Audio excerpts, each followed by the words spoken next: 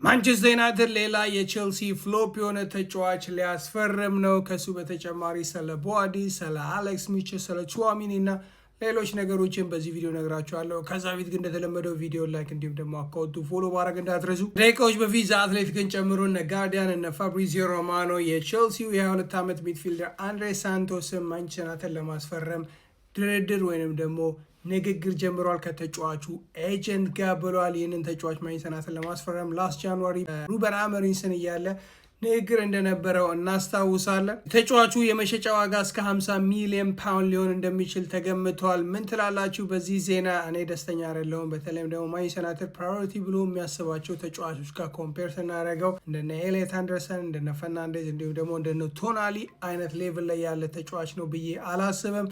የእናንተን ኮመንት ላይ ያሳውቁኝ። ከሌሎች ሚድፊልደሮች ጋር በተገናኘ ቦሩሲያ ዶርትመንዶች ጀርመናዊ ፍሊክስ ሚችን እስከ 103 ሚሊዮን ፓውንድ ቫሊዩ እንደሚያደርጉት ተዘግቧል። ምንም እንኳን ይህ ተጫዋች ከጄሰን ዊልኮክ ጋር ከማንቸስተር ዩናይትድ ስፖርቲንግ ዳይሬክተር ጋር ጥሩ ሪሌሽንሽፕ ቢኖረውም ይህ የመሸጫ ዋጋ ለማንቸስተር ዩናይትድ እክል እንደሚሆንበት ተዘግቧል። ሌላው የሞሮኮ ሚድፊልደር ቦአዲን የተመለከተ ነው። እና ቤን ጄኮብ ምንም እንኳን በዚህ ሰመር ስቲንክ እያሳዩ ቢሆኑም ቤን ጄኮብ እንደሚለው ከሆነ ማንቸስተር ዩናይትድ ይህንን ተጫዋች ለማስፈረም ከአርሰናል እና ከሌሎች ክለቦች ጋር ለመፎካከር ሬዲ ነው እያለ ነው። በስተመጨረሻ የብዙዎቻችን ህልም የሆነው ቹዋሚኒ ነው። ቹዋሚኒን በተመለከተ የተለያዩ ነገሮች ወጥተዋል። የመጀመሪያው የመሸጫ ዋጋ ሲሆን ሪያል ማድሪዶች ይህንን ተጫዋች እስከ 77 ሚሊዮን ፓውንድ የሚቀርብላቸው ከሆነ ሊሸጡት ይችላሉ ተብሏል። ነገር ግን ሪያል ማድሪዶች በዚህ ሰመር ከበርናንዶ ሲልቫ በተጨማሪ ሌሎች ሚድፊልደሮችን ስለማያስፈርሙ ጆዜ ሞሪኖ እሱን በክለቡ ማቆየት ይፈልጋሉ ተብሏል። በተለይም ደግሞ በዚህ ሳምንት ሪያል ማድሪዶች ከኤንዞ ፈርናንዴዝ ጋር ምንም አይነት